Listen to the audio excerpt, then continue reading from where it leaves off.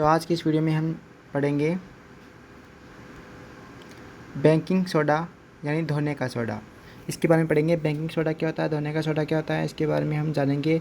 इसका सूत्र क्या होता है, इसको बनाने की विधि क्या होती है और इसका उपयोग है वो कहाँ कहाँ पर किया जाता है, इसके बारे में इस वीडियो के अंदर हम अध्ययन करने वाले हैं। तो आज के बाद आपके सारे डाउट क्लियर हो जाएंगे, इसका मैं वादा करता हूँ।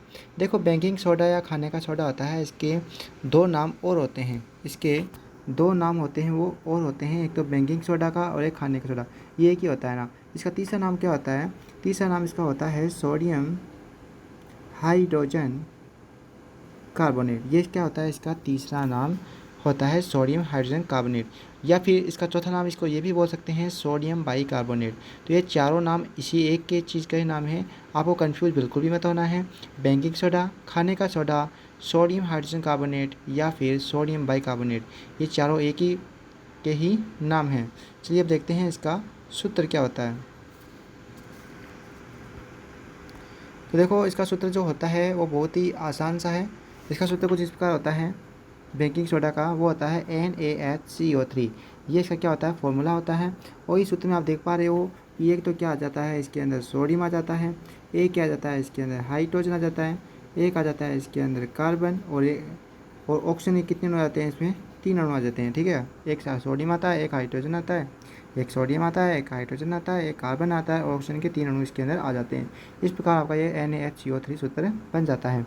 ठीक है, अब बताया हुआ है इस सूत्र में एक सोडियम एक परमाणु, एक हाइड्रोजन परमाणु, एक कार्बन परमाणु और 3 ऑक्सीजन परमाणु होते हैं। अब हम देखेंगे कि सोडियम बेकिंग सोडा होता है, इसको हम कैसे बना सकते हैं, इसकी बनाने की विधि कौन सी है। तो बहुत ही आसान विधि है। इसमें क्या करेंगे? प्रयोगशाला में जाएंगे और सोडियम कार्बोनेट है, इसके जलीय विलयन के अंदर क्या करेंगे? कार्बन डाइऑक्साइड गैस प्रोवाइड कर देंगे और हमें क्या प्राप्त हो जाएगा? सोडियम हाइड्रोजन कार्बोनेट प्राप्त हो जाएगा। बहुत ही आसान है। सोडियम कार्बोनेट के जलीय विलयन में कार्बन डाइऑक्साइड गैस प्रोवाइड करेंगे और हमें प्राप्त हो जाएगा सोडियम हाइड्रोजन कार्बोनेट या बेकिंग सोडा हमें प्राप्त हो जाएगा। अब देखो, ये बेकिंग सोडा आता है, इसे इसके रासायनिक गुण कौन कौन से ये देखेंगे हम। बेकिंग सोडा को बनाने की विधि देख ली। अब हम देखेंगे बेकिंग सोडा के रासायनिक गुण क्या है। तो इसका रासायनिक गुण कुछ इस प्रकार होता है कि बेकिंग सोडा एक सफ़ेद क्रिस्टलीय पदार्थ होता है। क्या होता है? सफ़ेद क्रिस्टलीय पदार्थ होता है जो जल में अल्प विलेय है, यानी जल में बहुत ही कम मात्रा में घुलता है। इसका जलीय विलयन होता है वो क्या होता है? क्षारीय होता है। अगर हम सोडियम हाइड्रोजन कार्बोनेट में को H2 यानी पानी में मिलाएं तो हमारा क्या प्राप्त हो जाएगा? सोडियम हाइड्रोक्साइड प्राप्त हो जाएगा और कार्बनिक अम्ल हमें प्राप्त होते हैं। तो देखो, ये अभिक्रिया दोनों तरफ चल सकती है। ये चिन्ह दर्शाया है, इसका मतलब क्या है? ये अभिक्रिया इस तरफ भी चल सकती है और ये अभिक्रिया इस तरफ भी चल सकती है। ठीक है, तो सोडियम हाइड्रोजन कार्बोनेट में अगर जल मिलाएं तो हमें सोडियम हाइड्रोक्साइड और सोडियम कार्बनिक अम्ल प्राप्त होते हैं। अब हम देखेंगे बेकिंग सोडा होता है, इसका यूज़ कहाँ क्या किया जाता है। वेरी वेरी इंपॉर्टेंट है। इसमें फर्स्ट यूज आता है पेट की एसिडिटी को कम करने के लिए। पेट की एसिडिटी को कम करने में किसको क्या आता है? बेकिंग सोडे का यूज किया जाता है। देखो, कभी कभी क्या होता है कि हमारा जो पेट होता है ना, वो HCl होता है, वो बहुत अधिक मात्रा में स्रावित कर देता है ना। हमारे पेट में जो उधर होता है पेट, ये कौन सा अम्ल स्रावित करता है? HCl में स्रावित करता है।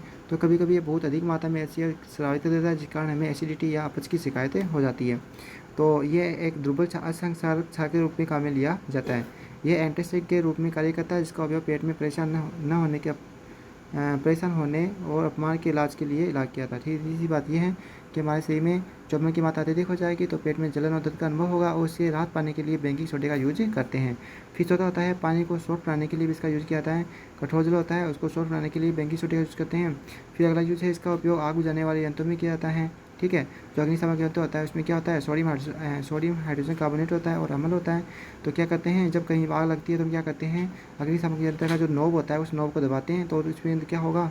सोडियम हाइड्रोजन कार्बोनेट और अम्ल है वो आपस में अभिक्रिया करके कार्बन डाइऑक्साइड गैस देते हैं, जिसके क्या आग बुझ जाती है। फिर अगला यूज इसका सोडे का उपयोग दाग हटाने के लिए किया जाता है। अगला यूज इसका उपयोग एक कीटनाशक रूप में किया जाता है। और अगला उपयोग है इसका उपयोग सौंदर्य प्रसाधन के उत्पादों के बनाने में किया जाता है। और नेक्स्ट इसका उपयोग आता है, इसका उपयोग एसिड के प्रभाव को कम करने के लिए किया जाता है। तो ये इसके यूज हो गए हैं बेकिंग सोडा की।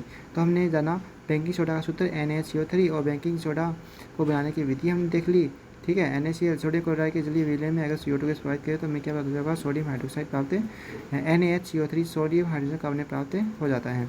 उसके बाद में मैंने इसकी यूज देख लिया। पहला क्या आता है बेकिंग सोडा में, दूसरा पेट की अम्लता को कम करने के लिए, तीसरा है कि एंटीसेप्टिक के रूप में कार्य करता है, चौथा इसे पानी को सोख करने में काम आता है, पाँचवा इसका उपयोग आग बुझाने वाले यंत्रों में किया जाता है, छठा योग इसका उपयोग दाग डालने के लिए किया जाता है, और सातवां इसका उपयोग है कीटनाशक रूप में किया जाता है, और आठवां इसका उपयोग है सौंदर्य प्रसाधन के उत्पादों को बनाने में किया जाता है, और नौवां इसका उपयोग है एसिड के प्रभाव को कम करने के लिए किया जाता है। तो ये हमारा बेकिंग सोडा है वो कंप्लीट हो चुका है। आशा करता हूँ आपको वीडियो अच्छी लगी होगी। दोस्तों वीडियो अच्छी लगी तो लाइक करना, चैनल को सब्सक्राइब करना।